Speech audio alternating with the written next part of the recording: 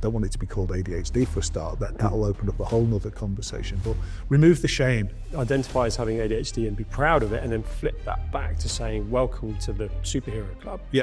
I've got it, and look what I'm achieving. Even the label's not capturing what it says on its own tin, never mind an appropriate tin, as we now understand what ADHD actually is.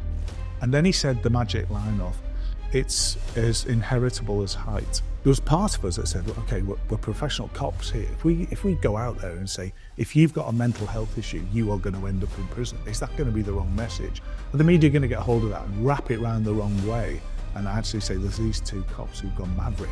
It actually made people hide it more, wouldn't it? Absolutely. So off I toddled down to Downing Street, knock on the big black door, and met with the government's lead advisors, and they all went, yeah, it's too big. Of course, the link between being an entrepreneur and having ADHD, you can't work for anyone else some of the time if you've got ADHD, so why not do something, be impulsive, go for it as an entrepreneur. And there she is one of the biggest entrepreneurs of the moment. It may sound a bit trite, but we've got to remove the shame of mental ill health. Phil, I've been looking forward to this. Bless you. There's a lot coming up, right? Yeah, busy. But starting with you, who is Phil Anderton? Yeah, you don't change, do you? I knew you were going to ask me that question. And then you said earlier, no, I'm not going to ask you that question. Now you're asking me that question. What I love is I've got to know you over since Ideas Fest, yeah, which was only a few months ago. Yeah, it was. And I love the way that we combined. I saw you doing a talk to a lot of people. I had to stand outside of the tent because you had got it completely full. And everything I heard was authentic and everything I heard was interesting and tapped into my curiosity. And then I had a talk that evening. And serendipity, but it poured with rain. And I was in the hotel bar and you came in and I tapped you. So I remember, you were like, who's this? And I'm busy and I've got stuff to do. And I just introduced myself, said why I wanted to chat.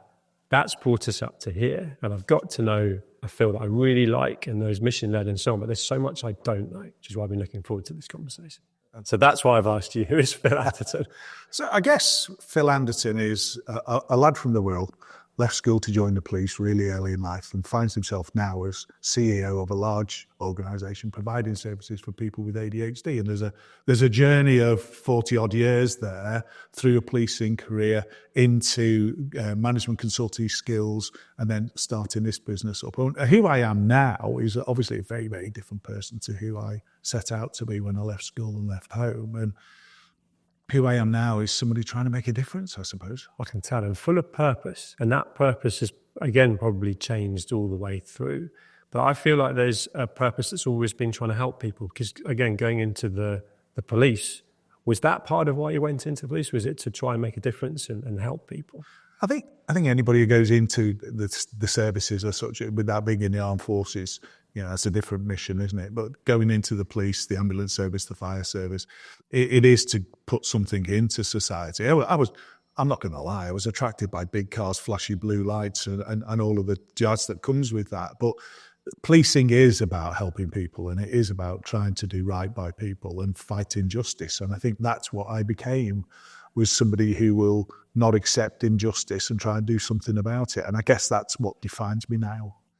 I can see that. And actually, there's a real lack of ego there. So going into the police could attract people that want to be awarded medals, to have a certain amount of accolades from solving mysteries, crimes. Feels like you wanted to very much go in and be very much in the research, very much in the how can I make a difference? And then the rest will come if it comes at all. Does that make sense? If I've worded that right? It does. And when people talk about my policing career, it kind of opens up a whole conversation that nobody expects, really, because I worked in the Caribbean, I worked in Slovakia, I've worked in North America, I've worked in every police force in the country twice at least, and very untypical police career. And along the way picked up a degree, master's degree, PhD, which is unusual for a cop.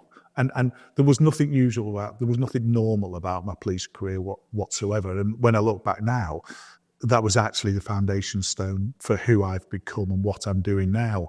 It was a formative career that delivered in its own right, but it's now I look back and it's just the foundations of where we are and what's got us here today. That's interesting, because sometimes in life you don't know the layering that's going in, but actually all the layering there has built up to literally what led you to founding ADHD 360 and the kind of mission alignment of us coming together. There was a key part of your career in the police that gave you that exposure to ADHD. Talk me through that, because when we first met, that was a massive alignment for me. I found it fascinating. And of course, that's ultimately led to you starting a business as well. Yeah, it was a strange occurrence, and life is about strange occurrences, isn't it? The boss, the chief constable, came and saw me, and he said, there are too many people coming into crime, especially young people, in the county, Lancashire, where I was working. How long ago was this? Sorry, this was 2002, I would think it was. Because it was 2024, nearly 25 now. 22 years ago. And I had a small team of police officers and civilian staff working for me, and sent them away and come back with an idea that we've never done. Come back with something we've never done. And in those days, policing was about solving problems. There was a problem-solving ethos, and Lancashire was the county for problem-solving. Go and find something we've never done, or find something that we do, but we could do it a lot better. And one lad, and to his absolute credit, Steve Brown, came back and said, there's this thing called ADHD, and no one had heard of ADHD 22 years ago, anything like it being in the modern parlance now. And I was struggling to get my head around it, what he was trying to say. And then he said the magic line of, it's as inheritable as height. So if you've got a single parent with a child with ADHD, there's an 80% chance that child will get ADHD. And he said, look, boss, if we've got dad or granddad that have struggled in life and struggled to keep on the right side of the law, their child will have those same struggles. So what we were calling in those days problem families, there might be a medical component to this that actually we might be able to divert them into better social outcomes. And at that point I was sold. And that's where it started. And that's particularly left field for 22 years ago. So what percentage of the inmates were diagnosed with ADHD? So it's the classic question. And I used to have a slide. 5% of the general population are believed to have ADHD. All the science, a lot of people will tell you bigger numbers, but if we go for a low number that we're pretty secure with 5% of the population, 25% of the prison population have ADHD. Susie Young did some work in the prisons and then repeated that work in the custody offices of London.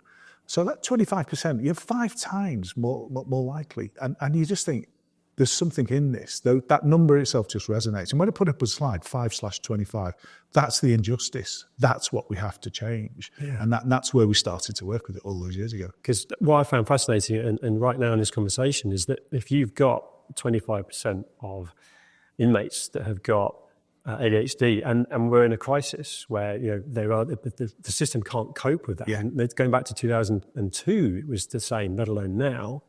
If we now know, and you knew then, you found out then, that the offending families are almost doomed, if you like, sons, daughters, are effectively not probably going to conform to society and therefore not fit within the rules. And of course, in extreme cases, that ends up going to prison. What happened and what did you do once you had that information? Because that must have been a proper light bulb moment. It was an incredible light bulb moment, but it was also quite a frightening moment because there was part of us that said, well, okay, we're professional cops here. If we go out there and say, if you've got a mental health issue, you are going to end up in prison, is that going to be the wrong message? Are the media going to get hold? And the media at the time, 22 years ago, were nowhere near as ADHD friendly as they are now. Are the media going to get hold of that and wrap it around the wrong way and actually say there's these 2 cops who've gone maverick? And so we had to be very, very careful. And we but actually made people hide it more, wouldn't it? Absolutely. And you've got to be careful and views and feelings of the day, we didn't know where this would land, this message. So we reached out to some of the titans, as I call them now, of ADHD research, mainly in America and Australia, and sort of said, look, and this predates Google and it predates email to the extent that we use it now. So we wrote proper letters to these people and said, we're just 2 cops from Lancashire, but we think there's a correlation between untreated and mismanaged ADHD and criminal outcomes. What's your view and can you help us? And they all came back, and I'm still in touch with them all now, and I said, you're the only cops in the world who are looking at this. How can we help? And there were some great professors of this world, Russ Barkley, Tom Brown, people like this, who just said, yeah, you're absolutely right. The numbers are there, the facts are there, the data's there, but nobody wants to listen to it. And still to this day, they really don't. And that's really sad that we can't get that impact. And people will say, oh, Phil Anderson, he's really successful, CEO of this great big organisation, 220 odd staff doing all this work. I haven't achieved the core objective, and that's getting people to listen, getting to move the lens on this and the optics on it. If I play with those numbers, and if I rabbit on, you're going to have to tell me to stop, but if I play with those numbers, if 25% of the prison population in the UK have got ADHD, that's 25% of 80,000 people. So there's 20,000 people in prison with ADHD, and I would offer that most of those could have been diverted if we'd looked after their healthcare better. It costs about £2,000 a year maximum to assess, diagnose and treat someone for ADHD, but it costs £37,000 to keep them in prison. So we've got 20,000 times £35,000 saving per annum, which is about £750,000 million. And why we can't get anybody to stand up and actually recognise this in central government or beyond it is it's baffling, because it's there to be done. So you must have lobbied, from finding that out, I'd like to know what happened within the police. So that your boss tasked you, you found this, you present it. What happened then? So Paul Stevenson, a tremendous leader, became the commissioner of the Met here in London. Tremendous. He bought in, he got it, and he said, yeah, you're onto something. It's maverick, it's different, and I like that. He was that kind of guy. And he on a Sunday, he was invited to Chequers to have Sunday lunch with the Prime Minister. He said, I need 2 sides of A4 on this ADHD thing that you're working on. And he took these 2 sides of A4 manuscript to Tony Blair. I sat down, and Tony Blair went, oh, I get that. I get it. Right, bring him in to Downing Street, and we'll have a chat with this lad who's doing. So off I toddled down to Downing Street, knock on the big black door, which was the most frightening experience of my police career, and met with the government's lead advisors. And they all went, yeah, it's too big. We can't do this in the years we've got left in government. It's bringing portfolios of education, health, justice, social together. They don't work together very well. Cross-government work isn't brilliant.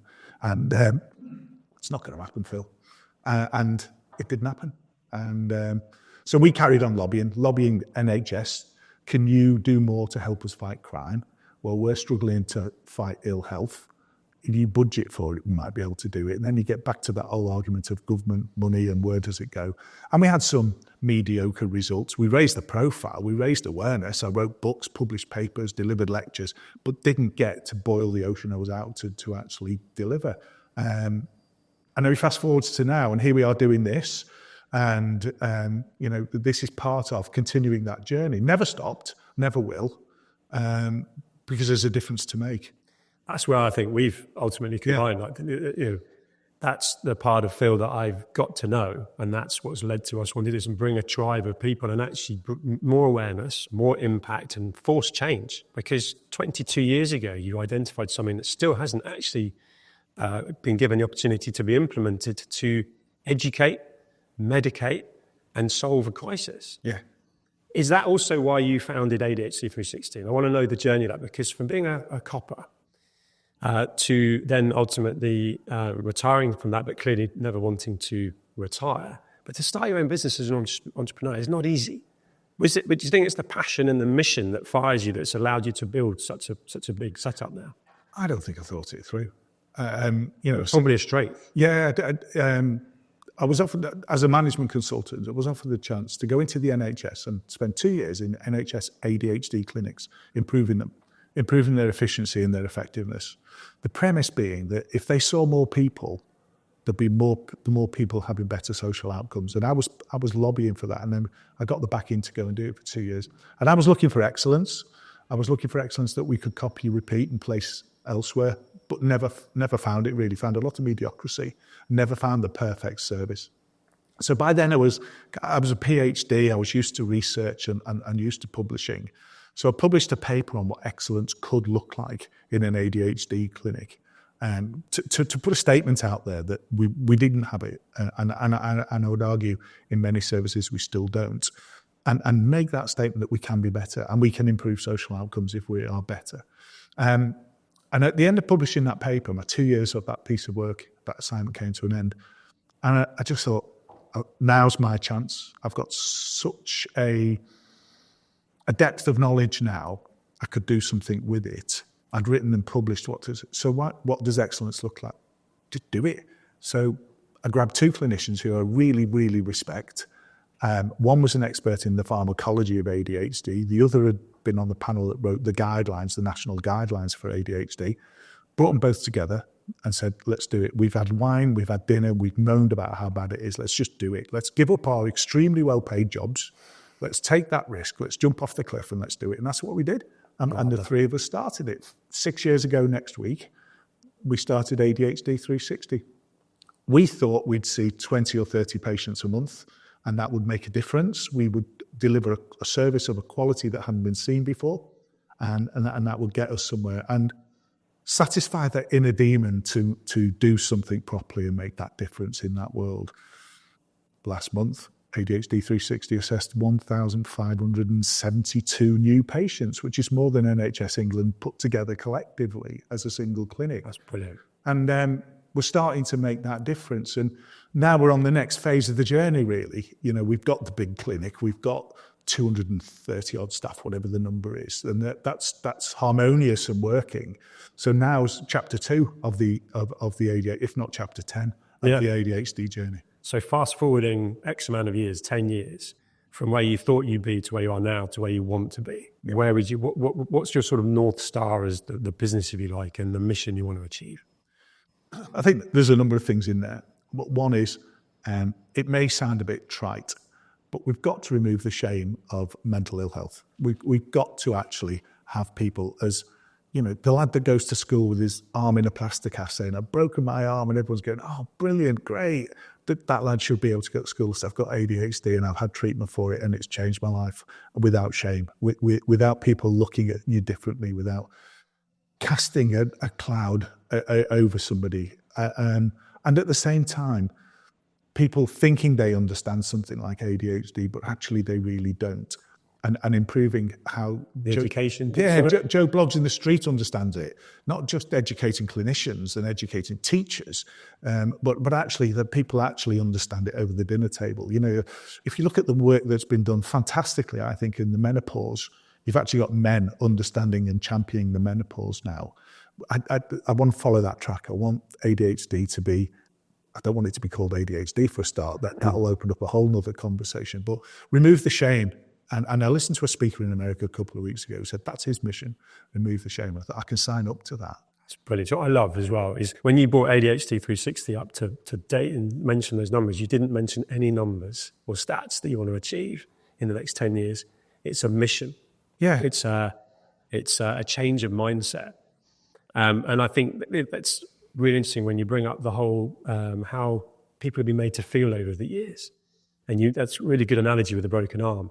To flip that to then say someone like a Tom Hardy, a Hollywood actor or a sports star that can actually identify as having ADHD and be proud of it, and then flip that back to saying, welcome to the superhero club. Yeah, I've got it and look what I'm achieving. Absolutely. Without Phil Anderton being the superhero, you're the overarching movement that's trying to embrace that.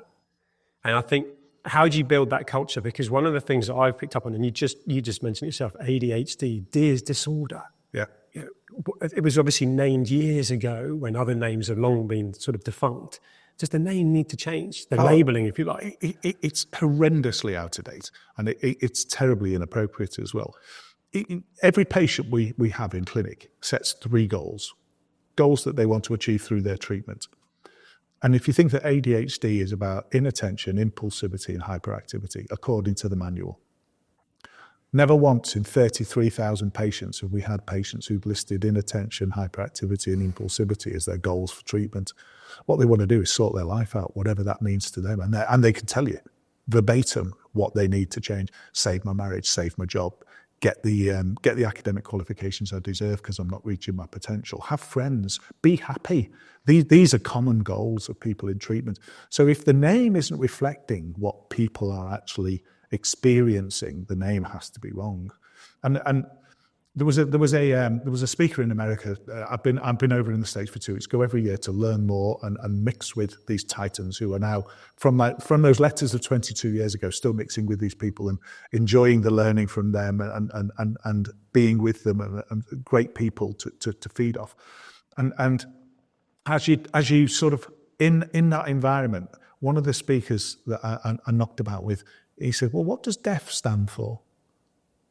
doesn't define not being able to hear. It's a word that describes and gives you an impression of what somebody's going through, but doesn't describe it. It's not an acronym. What does blind mean? Blind doesn't describe, it's not B for this and L for that or I for the other. So is it not time to actually get rid of this horrible disorder word? Attention deficit hyperactivity doesn't even include impulsivity. It certainly doesn't address emotional dysregulation, sensitivity to negativity, and the dysphoria that comes with being put down that people who've suffered ADHD all their life feel to a clinical level, to a high degree. So even the label's not capturing what it says on its own tin, never mind an appropriate tin, as we now understand what ADHD actually is. So we could call it microphone. And whatever people learn to understand about what being blind means or being deaf means actually takes away some of the stigma from the label and allows you still to understand it. And I think that's where we can and will go in the future. I can tell. And it's potentially a tough question, but I wonder if you've given it any thought. With the fact that you've got that sort of negative association as well as now very much a positive association. There are very successful people that have got ADHD and are neuro kind of diverse, if you like, that are embracing that and are being embraced now in the way that the kid with a broken arm, which is a positive step. But the question I've got for you is, what would you call it? Have you even given it any thought? It's a great question, and it's a tough question because really what we should do is make up a word that no one's ever used before. Blump. It doesn't matter. But what we've got to do is get that translation into the right way. So we don't want to be in a world of blump means ADHD, because ADHD is not fit for purpose. So it's got to be blump means something that brings about an emotional dysregulation, a sensitivity to feedback and negativity, where your impulsive behavior can get you into trouble. Having a hyperactive mind means you can't focus on the right thing. You want to focus on it, but you can't. And there's so many great analogies of describing ADHD much better than the label. I'd like to put that I'd almost like to put that to a poll of people and say, what would you call it? Or don't get trapped. Don't get trapped in a three-letter acronym. No. Get trapped in what's the emotion of this? What's the feelings of this? Because take it out of the manual of a cognitive book of boring words that are wrong into what's actually going on for human beings who are feeling this.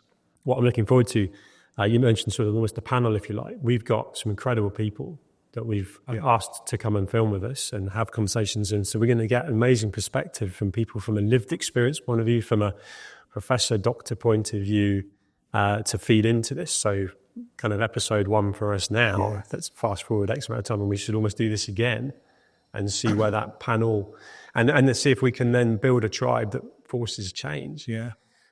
One thing that does seem to have sort of pivoted on its axis a little bit is almost the positive association to be able to now champion that you've got ADHD and almost try and be a celebrity out of that. And I've got no one in mind to that, but I'm speaking to people in the mental health space that are so pleased that there's positive movement in that. But then there's certain people that do seem to be coming in from an inauthentic point of view. That needs managing. You exude authenticity, this whole conversation is. But how do you see that potentially doing any damage to all the good that you and other people are ultimately doing? It's a brilliant question because when you're battling stigma, when you're championing change, you've got to be very careful where you go and how you go about it, so you don't actually feed the beast of negativity that's always underlying something like ADHD. So 22 years ago, when I first started, I always said with Steve Brown, we always sat there together and said, we need a champion, we need someone in the public eye, and there was no one. There was absolutely nobody who was prepared to put their head above the parapet in those days and actually say, so we've got to accept that we've now got change for the better in that regard. And there were some iconic people came along first and sort of intimated they had ADHD, but didn't really champion it, just an acknowledgement of it. And now we've got to this stage where it's almost every day there's a star in the newspaper saying, I think I've got ADHD. You're right, it's got to be controlled, because it's got to be authentic. And there's many people will say, I think I've got a bit of ADHD. Well, unless you've got the severe impairments, unless your life's really been tipped upside down, unless you've really struggled, I don't think you're likely to have had ADHD. Can you be impulsive? Of course you can. I can. Can you be forgetful? Can you sometimes lose your focus? Of course you can. But does that impair your life? Yeah. No, it doesn't. And it's that's the differentiator for me, is that impairment. You articulate that really well. And I think a mutual friend of ours, Tanya Bardsley, I had a pleasure of getting to know her, and I know you have recently as well. And one of the things that I found harrowing about her story, from a lived experience point of view, was not understanding that she had ADHD and ultimately not being diagnosed, to therefore manage her behaviour, which of course she turned to alcohol. Yeah. And her story is clearly not isolated. There's plenty of people out there that are struggling to understand why they're behaving a certain way, and then turning to, could be anything from drugs to alcohol to actually thinking the worst. You know, she had a story of wanting to take her own life on Christmas Day and went to her husband and said, I need saving. That's the extreme, but there are so many people that need that help and need that education piece. And then you've got the association. It could be sort of seen as a bit old school, where people will say, "Oh, don't blame your behaviour on ADHD," and someone might actually be genuinely trying to use that. Now they're diagnosed, and they can say, "This is why I'm." And is there still an impatience in society, in business potentially, where people sort of say, "Don't use that as an excuse," because that education piece needs to be filtered up to the people that really know how to then interact with those people. How can you impact that as ADHD 360 from an education point of view? And how can you help that kind of crisis of waiting list, if you like? Because it seems like there's a lot of people a bit lost. Yeah, it's about 10 questions there, John. I'll apologies. start at the beginning, and we'll go through and try and remember them all. But the first one is, how can we help that education piece? Tanya's story is far from unique. We were talking, one of my clinicians, Lisa Collins, and I were talking with a teacher the other day, who was taking cocaine to get through the front door of the school to be able to teach. The only way she could function, executive functioning as it's called in the ADHD world, was to take cocaine to actually give her what she needed to alter the dopamine channels in her brain so she could function properly to teach. And she was doing a really good job at it. Not a sustainable lifestyle at all. Her partner was telling her it's not sustainable. So she went to a GP, cried for help. I really need help. GP's reaction was far from adequate.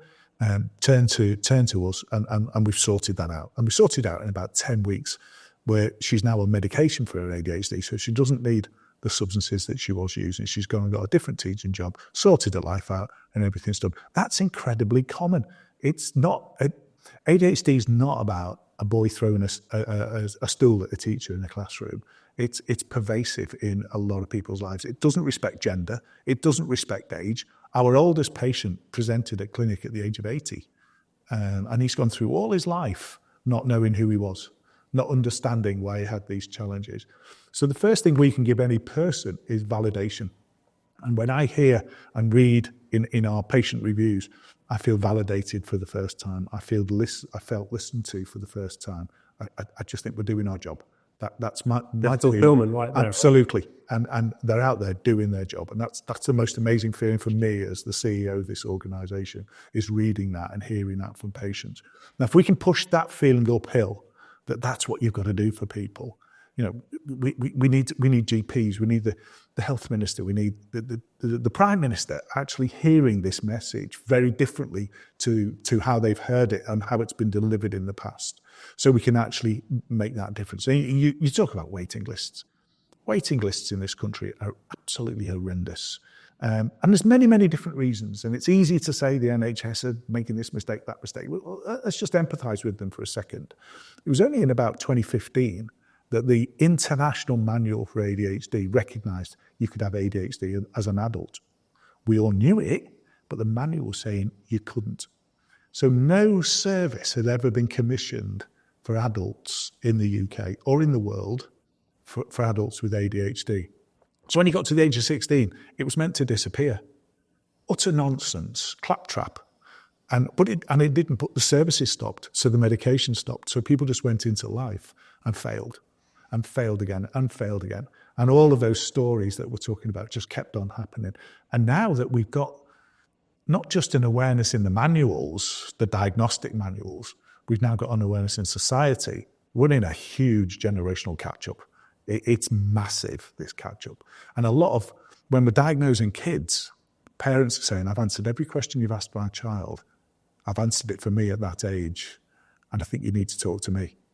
And that's empowering, And we train our clinicians. What we call it is the pedigree clinic. We train the clinicians to look for that and work with that. Don't be frightened of having that conversation with mum or dad, because let's remove the stigma, take away the shame. So you've been listening to that. How's that made you feel? I think you might be talking about me. So let's put your oxygen mask on first before we put the oxygen mask on the child. Elisa Mangle, one of my founders, that's her expression that I steal with pride.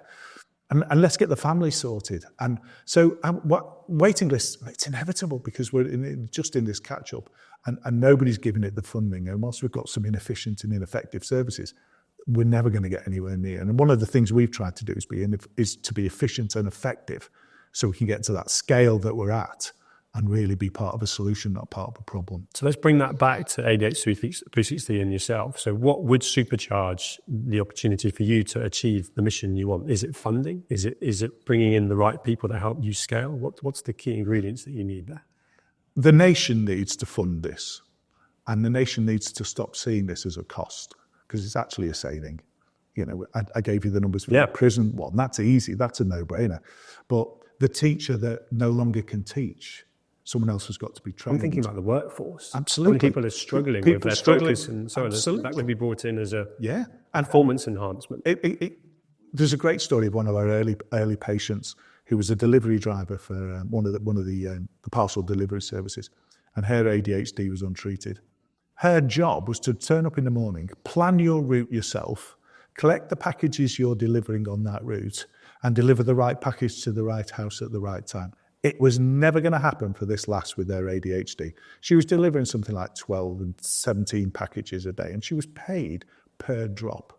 So her wages were at best at the minimum wage. Treatment, assessment, diagnosis, treatment, 80 to 90 drops a day. Trebled her wage, got a man in her life, got happy with her life, now paying more taxes, now enjoying a life more settled. Those stories are everyday stories. So instead of us seeing it, we've got to pump prime it. So someone's got to find the money to pump prime this. But the knock-on effect comes very quickly, whether it's on the tax burden. You're turning people from being a drain on tax resources nationally to being a tax provider by getting them into work or doing more work, paying more taxes. That's a good thing. If we can get someone to the stage where they're paying more taxes into the national system, which repays their treatment tenfold, 20-fold, we're doing a good thing. If we can get people through many a school child who isn't assessed and diagnosed at the appropriate time, waiting 5 years at the age of 14 means that you've missed your GCSEs, you've missed your A-levels, and you're never going to achieve your potential. And potentially you've spiraled into a very much a downward spiral. Absolutely. And how do you get out of that? With that anxiety. It's other mental health. Absolutely. And well-being is shot. It's gone. And it's really hard to pull that back. So if we can change that trajectory for those teenagers and get them into achieving their potential, whatever that might be, it doesn't matter what it is, but they're going to be in a healthier position themselves, and society is going to be in a healthier position. For at least 5% of society, that's a big number. That's a lot of people. Cost savings, the implications on the stress of the prison systems. Absolutely. The businesses performing better. It makes sense that this could be funded on a number of different levels, but no one seems to be prioritising it. Absolutely. And you know, I'm almost sick to death of asking government to provide that money. Maybe we should get the world's entrepreneurs to actually look at this. Wouldn't this be a Bill Gates Foundation thing? Wouldn't this be a John Caldwell thing? I don't know, but somehow we've got to change the optics on it and actually look at it on a managing risk in a different way basis. Because, you know, if we carry on doing what we've always done, we will always get what we've always got, and that's crap. Yeah. We've got to move beyond that. And a lot of people that are suffering, some without even realising. Absolutely. That's the sad bit. You know. They don't know why. No. And the validation we give them is huge. It's immense. And when we're talking to other people later in this series, we'll see and hear about that validation. And it's phenomenal. I'm looking forward to that. It is phenomenal. And on that, there's a number of people we've already invited to join us to film. But have you got anyone that's almost like your North Star that you would love to film with? That's a really good but tough question, isn't it? Because I go back 22 years. We just wanted someone to stand up and who was in the public eye, who was revered by society as being somebody that you could have as their North Star. So I guess the easy answer to that question is someone like Emma Watson who's acknowledged her own ADHD, been incredibly successful, but I would imagine has had her battles and her challenges, and to explore that. And to sit her next to somebody who's not a film star, who's not a movie star, who's had those same or having those same challenges, and see that synergy come across. Sport, relatability. Yeah, absolutely. And the transferability of the vulnerability, no matter who you are or what you are, to bring that to the fore. We've talked outside of this conversation about Paris Hilton and people like that who've acknowledged their ADHD and also turned their life around from what was a very ADHD typical life, albeit from a very privileged background, into someone now that can make a difference and is making a difference to herself and others. And just reading her book and listening to her talk. So there's a clutch of people that really will, if managed appropriately in conversation, would draw attention to the inequity, having no boundaries and having no sort of, it's agnostic, this. And the more we recognise that, it's not a somebody living in provided social housing that's going to have ADHD. This is classless, genderless, ageless, and massive. And we've got to recognise that. Yeah. Well, well done you. I mean, I've found this conversation fascinating. I've loved getting to know you. I can't wait for the conversations we're going to be having with all sorts of people. And I think going to America sounds like it could win the cards now. All the patients, Paris Hilton, as well, the people, the professors. But yeah, I'm looking forward to everything that's coming up, Phil. This has been a great conversation there. I think we should definitely call out a few people before we finish though. And this is scripted. People like Fran from the Great British Entrepreneur, who didn't know she was bringing us together, but created an event in a field for entrepreneurs. And as I'm walking around that field in branded clothing, people were walking up to me saying, "I've got ADHD." People walking up saying, "I'm a patient of your organisation. You've changed my life." And I've fed that back to Fran, and she sits there preening herself rightly, because, of course, the link between being an entrepreneur and having ADHD, you can't work for anyone else some of the time if you've got ADHD. So why not do something? Be impulsive, go for it as an entrepreneur. And there she is one of the biggest entrepreneurs of the moment, and calling her out, calling you out for the work you're doing, calling out the team at Jack for what they're doing. Tanya for standing up and being counted, and other people that we're going to speak to. Yeah, I think we've got to constantly keep reinforcing the amount of people and championing. Yeah, I mean, I think where we're aligned with, say, Fran, is bringing a community of like-minded people together. That's what Ideas Fest was incredible. Yeah, it was. Great British Entrepreneur was seeing there 1,200 people in the room. Yeah. And so many of those people are trying to be the best version of themselves. So they're in a position where they are educating themselves. And of course, that brings them to a place where they can be open with you. I've got ADHD. I think I might have ADHD. Yeah. Or you ultimately gave them the diagnosis, if you like, and then the medication. But that alignment of bringing like-minded people together to share lived experience and to then go on and make enforce change and make an impact probably aligns us all. Yeah. You've used an expression twice. I just want to go back to it. So there's the assessment, the diagnosis, and the treatment for ADHD. Medication may or may not be the treatment of choice for the individual. It works, no doubt about it. But people get choice about how to be treated. So you can be treated in other ways: support, scaffolding, understanding the educational piece. I just wouldn't want anyone to think that this is all about medication. This is about society change.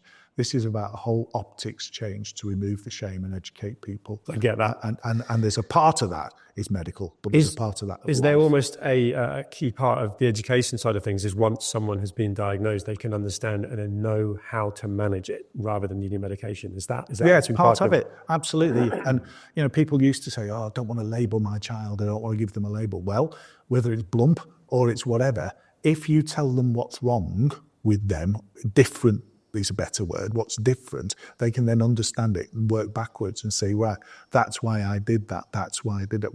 We diagnosed one particular television personality who said on camera, I just want to understand and forgive myself.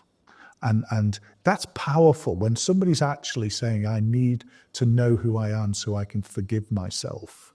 That I find that really, really motivational, that we can give them that freedom. We can set them. Well, they don't understand themselves. They're misunderstood. They know they're misunderstood by others. Yeah. That's a huge part of affecting change, right? Yeah. And those people can then live whatever you call a normal life, but they're not restricted and handcuffed by something they were previously. That's a huge mission. It is. Yeah. But it's a great mission. Yeah. And we're getting there. Yeah. Yeah, well, I'm very pleased to be a small part of your whole mission moving forward. I'm really enjoying this. It's humbling to work with you. Genuinely, nobody blows smoke in this business, do they? I certainly don't, and you don't. But if we can make a bit of that difference, if people watch this and actually think, yeah, that resonates with me, not particularly because I think I've got ADHD, but that resonates with me because I want to be part of change. Yeah, that resonates because what's joined us. Yes. I want to influence change. How can I be on that mission? How can I get on this boat and sail it to make a difference? That's what the mission is now. We'll 1,500 plus people a month, get that to 2,000 to 3,000, 4,000. That's going to happen. That's naturally occurring process. Can we shift the lens and remove the shame? That's the goal now. Yeah, well, I'm fully aligned. Phil, I can't wait.